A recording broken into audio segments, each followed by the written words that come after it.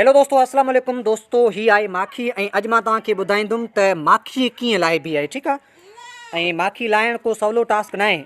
अॼु मां तव्हांखे बिल्कुलु डिटेल में ॿुधाईंदुसि त माखी लाइण जे लाइ कहिड़ा औज़ार खपनि ऐं माखी छा हूंदी आहे, माखी केतिरी मिठी हूंदी आहे ऐं माखी लाइण केतिरी ॾुखी हूंदी आहे। ठीकु आहे। रोज़ु तव्हां माखी खे खायो, कॾहिं माखी बि तव्हांखे खाई वेंदी। मूंखे कन खे बि खाई वई आहे। कन जेका मुंहिंजो हाणे छबी जहिड़ो थी पियो आहे, अखि जेका मुंहिंजी ढोरे जे कप जहिड़ी थी पई आहे। त माखी मिठी आहे। अचो त सिखूं त माखी लाहिबी कीअं आहे। Let's go. कम कम यार, मूंखे ख़बर न आहे त इहो पाप आहे या स्वाब आहे, पर माखी ॾाढी मिठी आहे। सो माखी खे छाणण जो मां तव्हांखे तरीक़ो ॿुधाईंदुमि। तव्हां वटि छा हुजणु खपे? हिकिड़ी कुहाड़ी हुजणु खपे। अखियुनि जे लाइ चश्मो सुठो आहे। छा ॿियो कपिड़ो वपिड़ो बि हुजे। ठीकु आहे। हीअ साईं सिगरेट ख़राबु आहे। तव्हां ॿार आहियो त सिगरेट खां पासो कजो, सिगरेट न पीजो।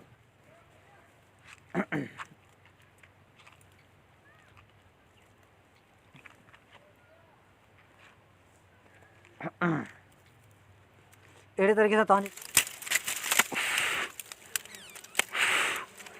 हीअ सिगरेट आहे। माखी जो आवाज़ ॿुधो पिया तव्हां?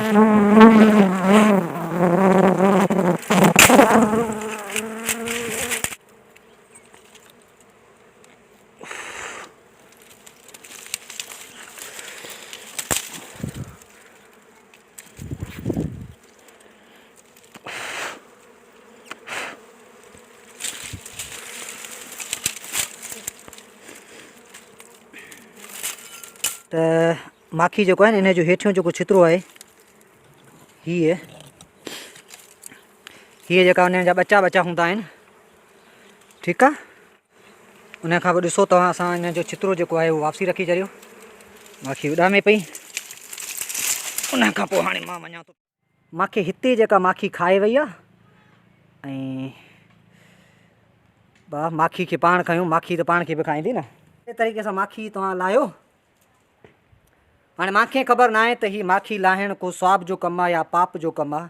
इहो तव्हां मूंखे कमेंट्स में लाज़मी ॿुधाइजो। माखी त कन में खाई वई आहे ऐं सुजी कन बि जेका सुजी वियो आहे। सुबुह जो मुंहिंजो कन छबी जहिड़ो थियलु हूंदो। ठीकु आहे। हीअ कन जेका आहे न मुंहिंजो, हीअ छबी जहिड़ो थियलु हूंदो। ऐं दोस्तो, प्योर माखी जो कलर जेको हूंदो आहे न, नासी कलर जो हूंदो आहे। ठीकु आहे। माखी मुख़्तलिफ़ दौरनि में बि इस्तेमालु थींदी आहे, पर सियारे में स्पेशली इहा वधीक इस्तेमालु थींदी आहे। ऐं माखी में रस तव्हांखे ॿुधायां कहिड़ी सीज़न में, जॾहिं तुरिया कणकूं वग़ैरह थींदियूं आहिनि, तॾहिं माखी में रस वधीक हूंदो आहे। ऐं माखी ॿाड़े खे खंघि थी वञे, गले मां ख़ारिश थी वञे, ऐं माखी जा तमामु घणा फ़ाइदा आहिनि, छाकाणि त हीअ प्योर आहे, कुदरती आहे, अलाह ताला जे तरफ़ां। माखी खां मिठी का शइ कोन्हे। ऐं अहिड़ा गुलनि जहिड़ा ॿारड़ा हुजनि, उन्हनि जे लाइ माखी ॾाढी भली आहे। ॾिस, माखी ॾेखारी चुप थी वई। हले, माखी वणे थी न। हले, अहिड़नि ॿारनि खे माखी वग़ैरह लाज़मी करायो। ओह भाऊ, ये रड़ियूं ख़बर आहे चाले खे माखी जे लाइ करे थी। ॾिस ॾिस ॾिस। हले, माखी जी हिरियल आहे। ॿारनि खे माखी त न हिराइजो। ॾियां थो झल घोड़ी पंहिंजी ॾियां थो। So my dear friends, hopefully you enjoyed a lot and you learned that how to अंग्रेज़ी में छा चइबो आहे, छॾ अंग्रेज़ी खे यार, सिंधी में चऊं था त माखी कीअं लाहिजे। ठीकु आहे। त अहिड़े तरीक़े सां टोपो वग़ैरह पाई ईअं खणी ऐं ईअं ई तव्हां माखी जा मालिक थी सघो था। So thanks a lot for watching this video and if U like this video then who छा चवंदा आहिनि, लाइक कयो एंड हू सब्सक्राइब कयो ऐं घंटी खे बि घोको ॾेई छॾिजोसि। तव्हांजो छा थो वञे, घंटी खे घोको ॾियण में तव्हांजो छा थो वञे, ॾेई छॾियो। हाणे छा आहे, पाण खे छा आहे, ख़र्चु लॻे कोन थो।